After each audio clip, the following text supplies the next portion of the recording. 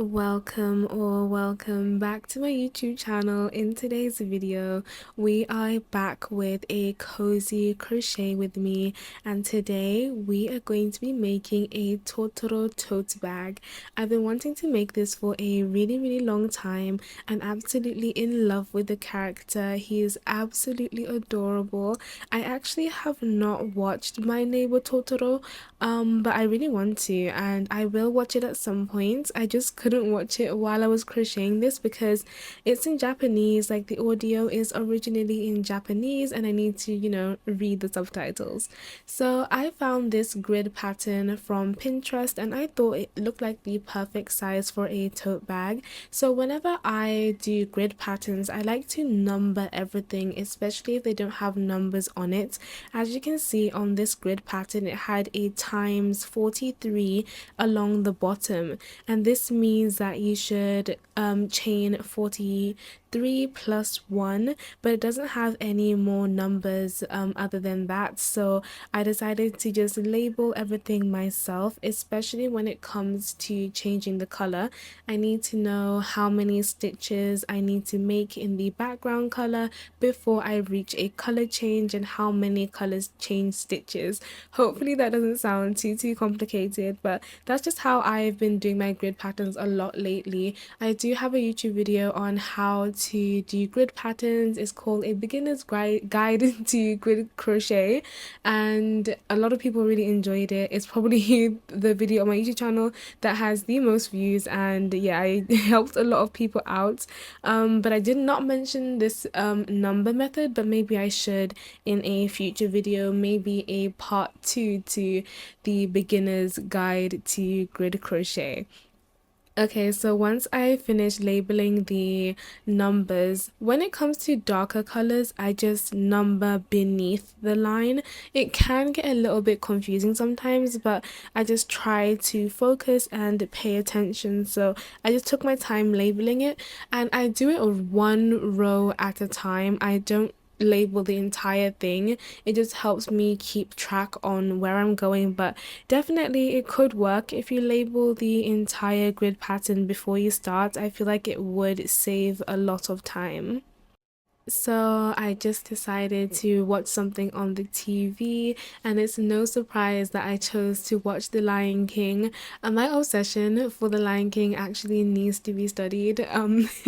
I just love the film so much. So I put that on, and then I got really cozy on the sofa. I haven't had one of these days in a really long time where I didn't have to get out of the house and do something.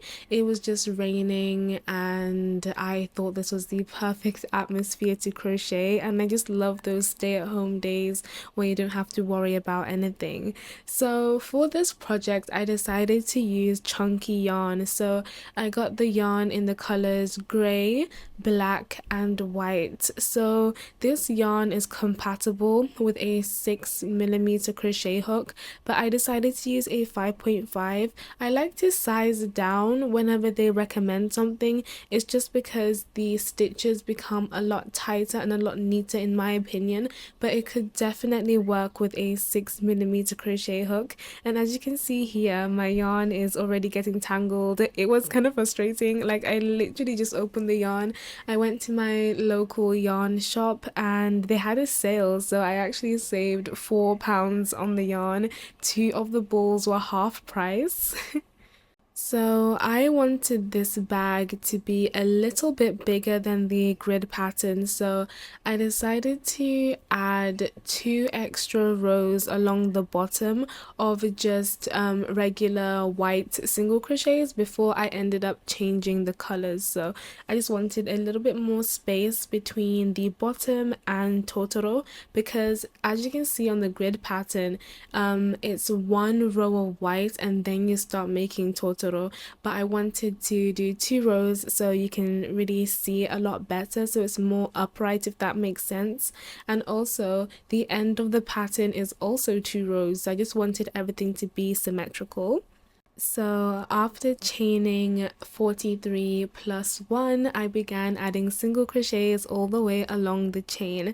And a lot of people question why I say like 43 plus 1, and I explained in my grid crochet video. So basically, if you say 44, that's implying you need to chain 44 and then like that's it, and you don't have a turning chain. So I just started saying 43 plus 1, for example, because 43 is the amount of stitches you need to make, but you need to make one extra stitch for your turning stitch, so you don't crochet into that stitch. And I just found that was the best way for me to articulate how to do grid patterns, and it just makes a lot of sense to me. But you are chaining 44, but your total stitch count will be 43. Hopefully that is not confusing at all. And to ensure that your edges are really straight, you need to make sure to chain one and turn your work before the end of each round, just so we have everything nice and straight and we haven't missed any stitches. Crocheting grids is a very important skill, I feel like, in crochet, because you can just make so many more projects and you can get really artistic and make your own grid patterns as well. And I'm very, very grateful that I learned how to do it. I'm quite early on in crochet because I can just make so many different custom pieces. I will admit some grids are very, very hard to follow. Some of them I just stopped because it just required so much concentration. Like I would literally strain my eyes. But little basic grid patterns like this little Totoro was a really, really good idea because I have not done grid patterns in so long. Now I'm ready to make my first color change, so I just need to single crochet a couple stitches in this black chunky yarn. Whenever I change colors, I do get a little bit nervous. I want to make sure that I've changed the color properly, and I need to ensure that it's tight enough as well. So I always keep an eye out for all of these little details, but I will admit sometimes I do get a bit lazy and some of the stitches are loose, but I feel like with this one I really took my time with it properly. And I decided to use chunky yarn instead of regular like weight for acrylic yarn, because recently I had a customer and she ordered this hibiscus tote bag and she chose these really, really beautiful colors. It reminded me of Barbie, and I just realized that I had to expand the bag because after I did the grid pattern, it was a little bit small, like it's not a tote bag. So I realized that I need to use a larger weighted yarn so I don't have to expand any of my patterns. So with this Totoro bag, I tested my theory and went ahead and bought chunky yarn, and I did not end up expanding the bag. I feel like it was a really, really good size. And next time I sell tote bags, I need to remember that I should use a 6mm crochet hook or a 5.5 and then just some chunky yarn so I don't have to, expand things and just put myself through unnecessary stress. And I do feel like a lot of the grid patterns need to write down what yarn you need to use, because if you use a 4mm crochet hook and you're trying to make a tote bag with this little grid pattern, it's not gonna work.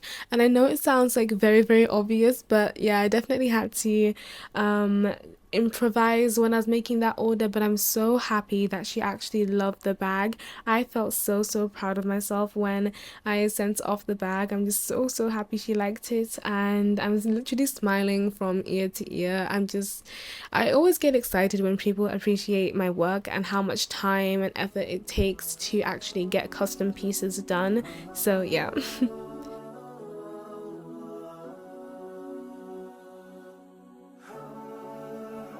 I worked on this grid for the next couple of hours and I only had 2 more rows left to do. No more color changes, I just had to do it in white. And as you can see, the work is bunching up a lot. It's not flat at all. And I was thinking of ways that I can fix this as I was crocheting, because obviously I'm not gonna start again. I love solving little crochet issues. So you guys will see what I did in a little bit, but right now I'm just crocheting the last 2 rows of this grid pattern, and it is a little bit smaller than a tote bag. Maybe I should have used a 6mm crochet hook, but you'll see in the end the sizing is actually not that bad. I love how it's like more like a little bit of a handbag, and it's just more convenient to carry around. I don't know if I'm just telling myself that because I didn't make it the right size that I wanted, but it's not bad. I feel like it came out really, really good. Now that I finished crocheting the entire bag, I knew that I had to now tackle the back, and as you can see, it just looks so crazy. I used this floating method where you float the yarn to the other side, so I decided just to go for it and cut it. As you can see, there was no hesitation at all. I just cut everything that was making the bag scrunch together. I wanted it to be straight, and as I was cutting, it was getting a lot straighter, so I knew that that was the right thing to do. I don't even know if this is a proper method in terms of crochet. I literally just got my scissors and started cutting it, so you can follow this advice if you want, if you all work bunches together, but you'll see the little issue that I ran into very, very soon. It genuinely scared me, but as I was cutting it, I came up with another solution to this problem. So when I cut the ears, as you can see, the yarn is really thin. I can't tie knots in the top of the bag, because the rest of the bag I could tie knots just so it's nice and secure, but with the top it felt like it was about to unravel.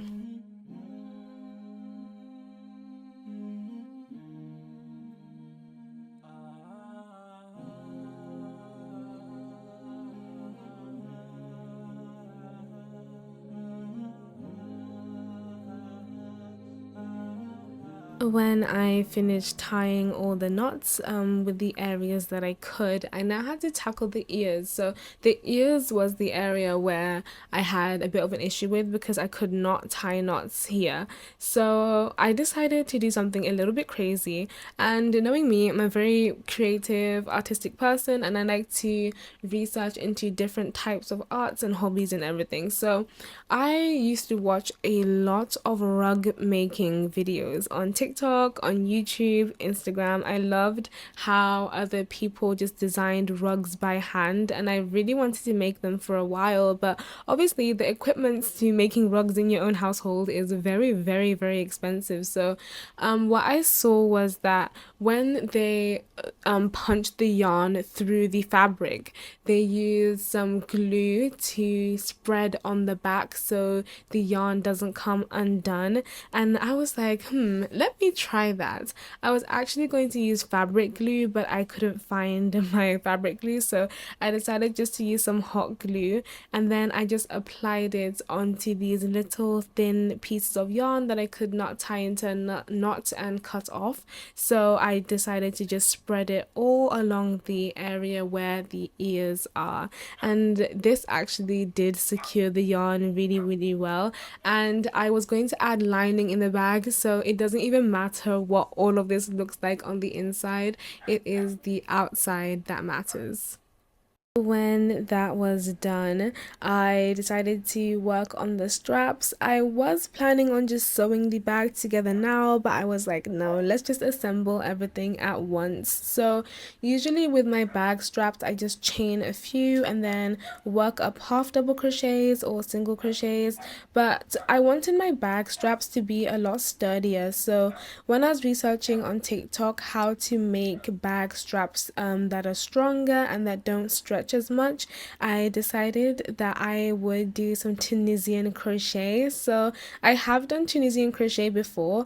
It's a lot stronger than just half double crochets and single crochets because you're almost weaving in the yarn. I don't really know how to describe it, but it has a very, very interesting pattern, and yeah, it's a lot stronger and sturdier and more reliable. So if I decide to put heavier things in this bag, it won't stretch as much. So I made both of my straps using this stitch, and I love how they turned out. It's a very, very pretty stitch as well, and I think that it will just added a lot more texture to my bag because it's made out of single crochets, the entire bag. So just having another stitch for these straps just gave it a little bit more personality.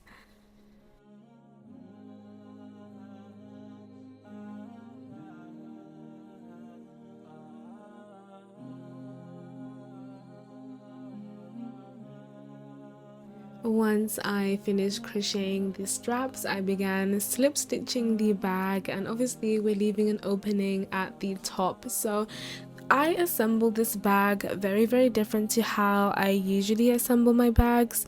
I decided to just have it inside out, if that makes sense. So usually I would put the right sides to right side and then turn it inside out after I've stitched up the sides.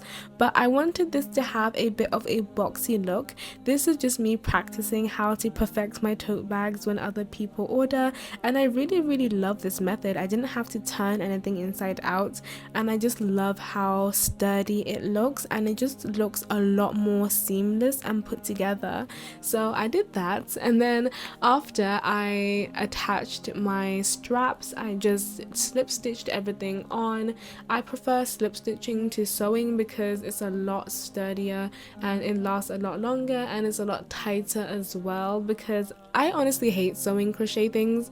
I sew, but I just don't like sewing yarn, if that makes sense. So I would slip stitch any day.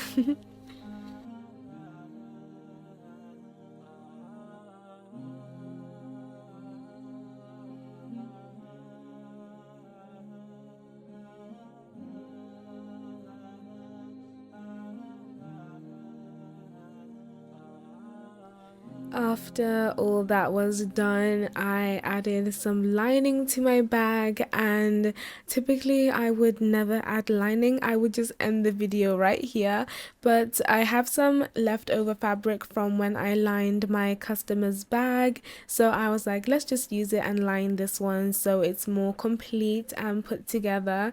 And after I lined the bag, the entire bag was done. I love how this turned out, and I feel like it's more of a half tote bag because it's not a full sized tote bag at all. But I really love the size. Like, I could just take this out and put my tablet in here and some yarn and some crochet hooks, and then, you know, just take it out with me. And I feel like it's a very good size as well. I could remake the pattern and adjust the grid so I can make a full size tote bag if I wanted to, but I'm happy with this size. And yeah, I'm really happy with how it turned out, and I just think that the design on the front is so cute. So if any of you are Studio Ghibli fans, you should 100% make this, or if you have a friend that knows how to crochet, just drop hints that you want this bag for a present at some point. But yeah, that is the end of today's video, and I really hope you enjoyed it, and as always, I will see you in the next one.